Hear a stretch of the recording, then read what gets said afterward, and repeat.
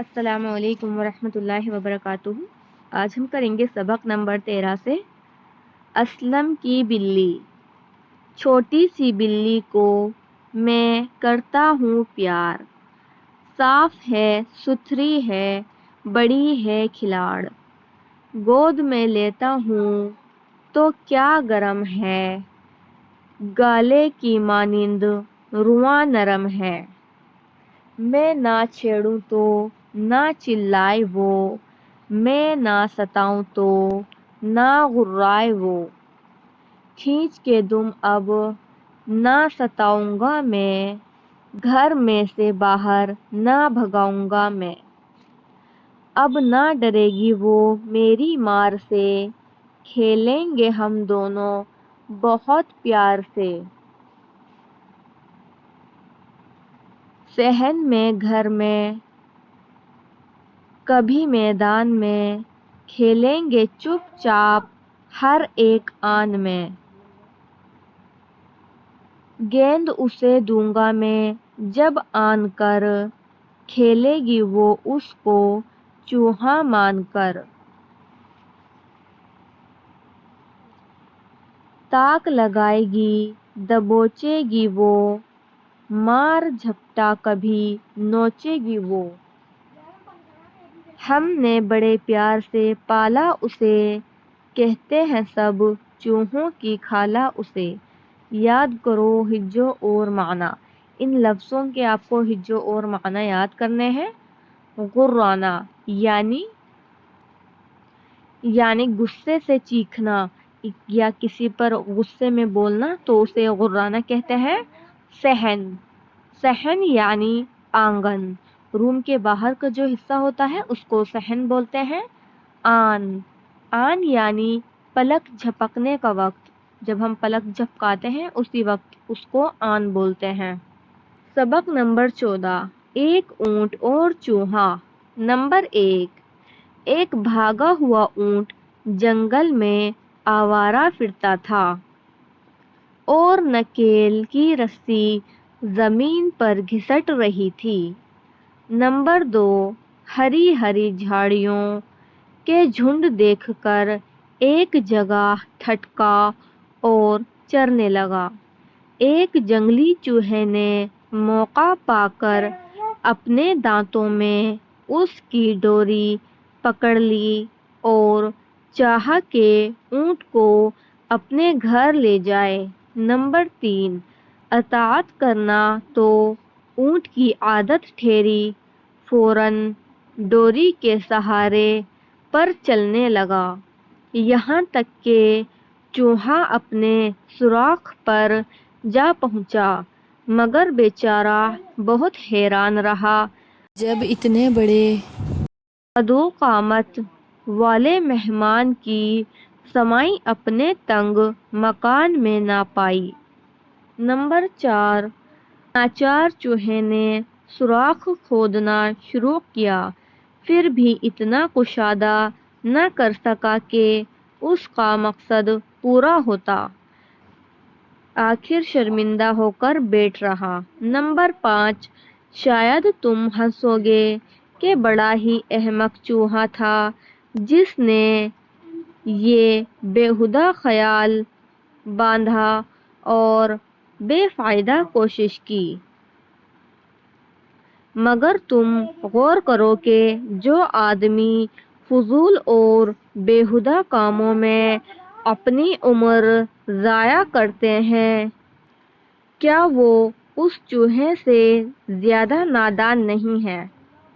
کیا کیا خیال باندھے نادان نے اپنے دل میں، پر اونٹ کی سمائی کب ہو چوہے کے بل میں۔ یاد کرو ہجو اور معنی۔ ان لفظوں کے آپ کو ہجو اور معنی یاد کرنے ہیں۔ آوارہ یعنی پریشان، آزاد، یہ دونوں معنی ہیں اس کے، آزاد اور پریشان۔ ناممکن یعنی جو نہ ہو سکے، کبھی نہ ہونے والا کام۔ مقصد یعنی مراد یعنی مطلب، مقصد جو ہم ٹھان لیتے ہیں کسی چیز کو کرنے کے لیے ہم سوچتے ہیں. قامت، قامت یعنی جسم یعنی قد. کشادہ، کشادہ یعنی کھلا ہوا، بڑا. اطاعت یعنی حکم ماننا، حکم کی تعمیل کرنا.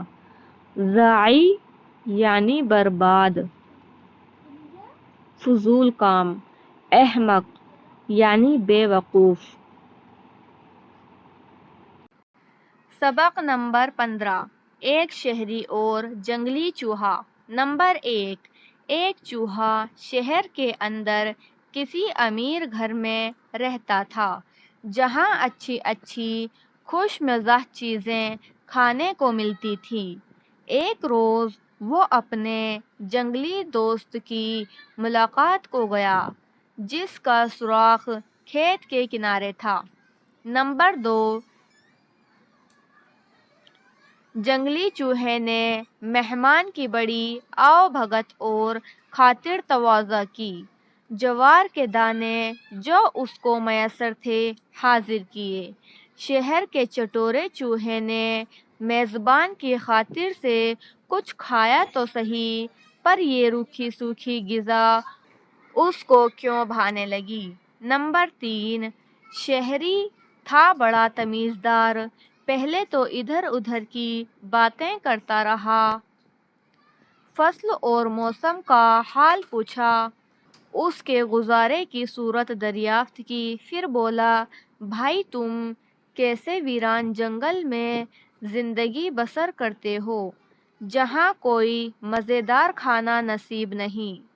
آؤ ذرا میرے ساتھ چلو، وہاں تم دیکھو گے کیسے کیسے اچھے گھر اور کیا کیا لذیذ نعمتیں خدا کی دی ہوئی موجود ہیں.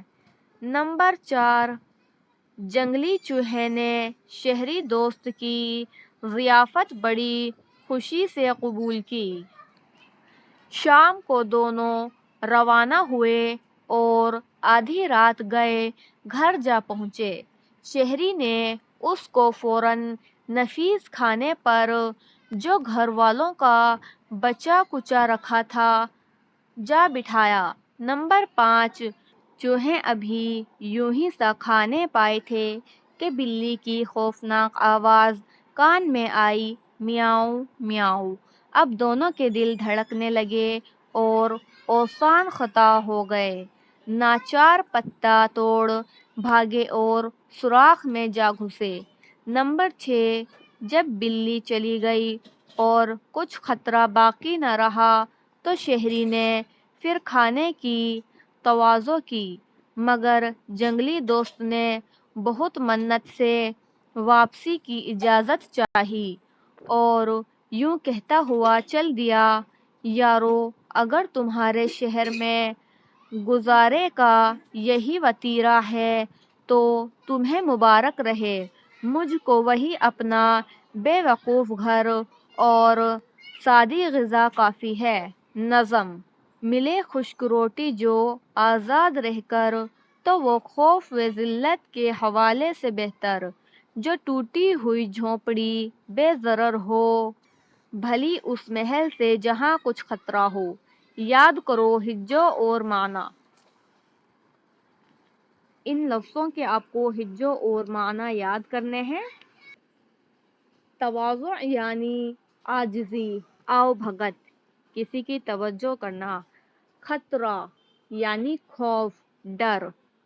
ضیافت یعنی مہمانی، مہمانداری. میزبان یعنی مہمانی کرنے والا، جس کے گھر مہمان جاتے ہیں اور وہ گھر والا جو ہوتا ہے اسے میزبان کہتے ہیں. لذیذ، لذیذ یعنی مزیدار، ٹیسٹی. خوفناک یعنی ڈراونی. میسر یعنی حاصل ہونا، جو بھی پاس موجود ہو میسر. وتیرہ یعنی ذریعہ، طریقہ. نفیس یعنی بہترین. بے ضرر یعنی خطرے سے خالی، بے خوف. آج ہمارے سبق نمبر 15 تک کمپلیٹ ہو چکے ہیں. اگلی کلاس میں ہم سبق نمبر 16 سے کریں گے. اگر آپ میرے چینل پر نئے ہیں تو ڈسکرپشن ضرور چیک کریے گا. ہمارے یہاں پر بہت سی اسلامک کلاسز دی جاتی ہیں. السلام علیکم ورحمۃ اللہ وبرکاتہ.